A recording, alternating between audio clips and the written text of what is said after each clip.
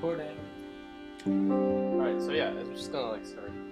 Oh, but then we have to cut it later on. Yeah, exactly. Gotcha. Yeah. So, we can take a few takes if you guys want. yeah, so. Hi, I'm Derek. And I'm Ramy. Hi, I'm Serena. And this is our project for COMS 4995 Applied Deep Learning. It's called Experiments with Supervised Variational Autoencoders. Neural networks are often thought of and treated as black boxes. And in the case of image classification tasks, a number of methods have been proposed to look under the hood and understand what its hidden filters and activations represent. One way to go about doing this is through an architecture called the autoencoder, which gradually compresses an image into a latent representation and then uncompresses this representation to reconstruct the original image. It's comprised of two pieces, the encoder network and the decoder network, and is optimized through minimizing the reconstruction loss between the input and output images.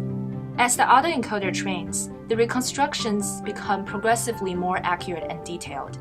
And remarkably, only a 32-dimensional latent representation is required to generate reasonable reconstructions like the ones shown here.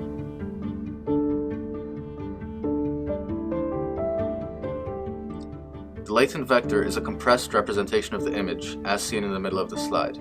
Therefore, slight perturbations in the latent space will affect the reconstructions output by the decoder. Because the output of the autoencoder is an image, we can try to examine what each component of the latent representation controls for. We just keep all but one component fixed, traverse that single component across a linear range, and then examine how this affects the reconstruction. This is called the latent traversal, and the results are interesting. Here's another example of a latent traversal. While the transformation is clearly from one phase to another, it's uninterpretable. It's impossible to succinctly describe this transformation because too many properties are changing simultaneously. This happens to be a common problem with autoencoders. The variational autoencoder is interesting because the encoder, instead of outputting a latent vector directly, outputs latent probability distributions from which a latent vector is sampled. This means that given the same input image, no two latent vectors are the same, as if white noise has been introduced into the latent vectors. This forces the decoder to learn the mapping from a region of a latent space to a reconstruction, rather than just from a single point, resulting in much smoother latent traversals. The variational autoencoder is optimized through minimizing the reconstruction loss plus beta times the latent loss. The latent loss is just a KL divergence between the latent probability distributions and the standard multivariate Gaussian. The KL divergence is high when the latent probability distribution does not resemble a standard multivariate Gaussian, and it is low when the resemblance between those two distributions is close.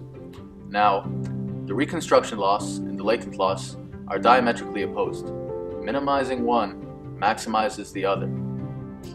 So the beta hyperparameter helps us control how much we care about each of those terms. Now, it turns out the latent loss has an interesting side effect. It makes the latent dimensions become independent of one another. As you can see, setting high values for beta generates much cleaner and more interpretable latent traversals. On the left we have rotation, on the right is elevation. Here, the traversals on the left show hairline, and the traversals on the right show the direction of hair parting.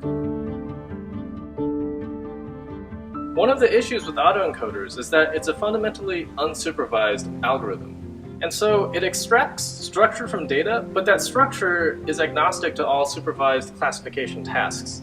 So we were curious if we could apply concepts from VAEs to gain interpretability about models in a supervised setting.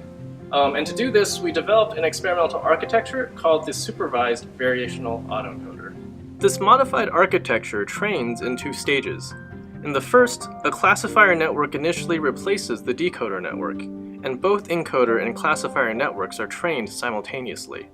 We optimize both networks by minimizing a variant of the VAE objective function where the reconstruction loss is replaced by the cross-entropy loss. We then lock the weights in the encoder network and train the decoder using the reconstruction loss.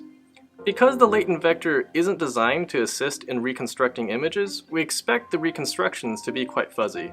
but we hope that the decoder can still assist in visualizing what the latent components control for. For example, in a gender classification task, a component might control for hair length while another controls for the amount of mascara. The reconstructions may be low quality, but the traversal could still offer interpretability. To implement this idea, we use TensorFlow's graph-based API to design an SVAE class. It abstracts away details like session management, TensorBoard metric logging, and validation-based checkpointing.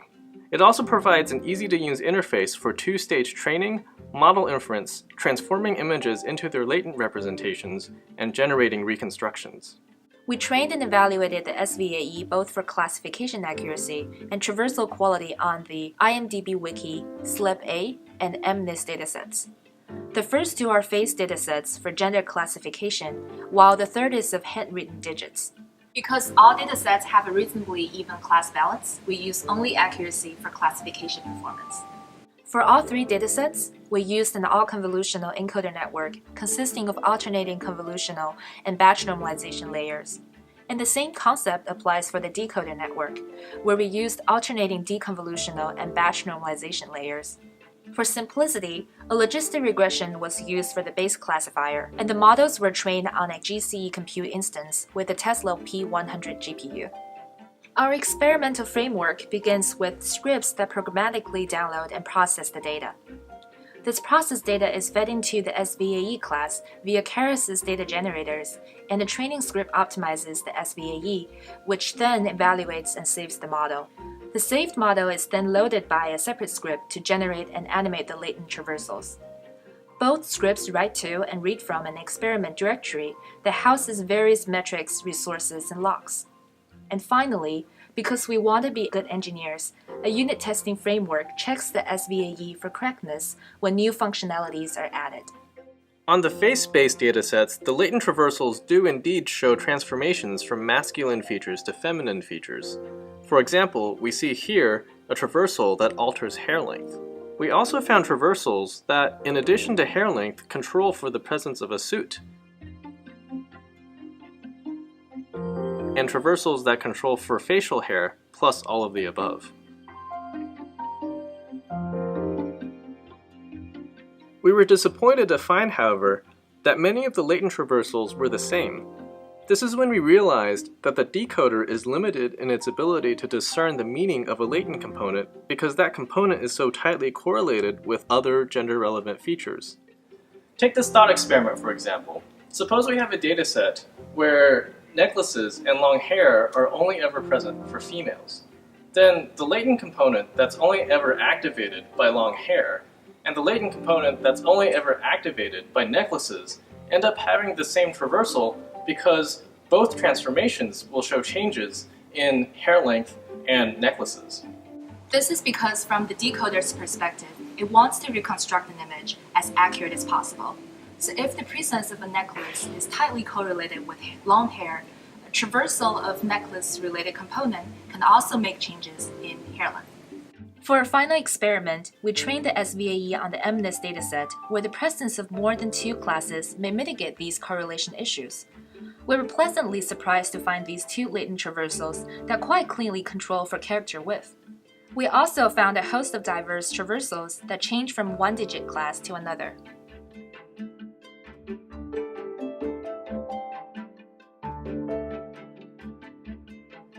Although the quality of traversals were not what we hoped for, we noticed a rather interesting side effect. The introduction of variational layers to the encoder network improved the test set accuracies across all datasets for certain values of beta. This makes sense because the noise added to the latent encodings and the Gaussian constraints on the distribution of these encodings act as a form of regularization that improves the model's generalization performance. And this makes even more sense when you consider that studies have shown that VAEs act as highly effective feature extractors in situations with limited data availability. So by adding the variational layer into the classifier, we end up combining the benefits of task-specific feature extraction and variational regularization. Moving forward, there are two more avenues of work we could proceed with. The first involves examining whether traversals on layers further from the top of the network might show more interesting and diverse transformations, since these layers tend to activate on more primitive and less correlated image properties. Second, because we discovered the performance benefits of the variational layer rather late in the project, we didn't have the time to run as thorough of trials as we would like.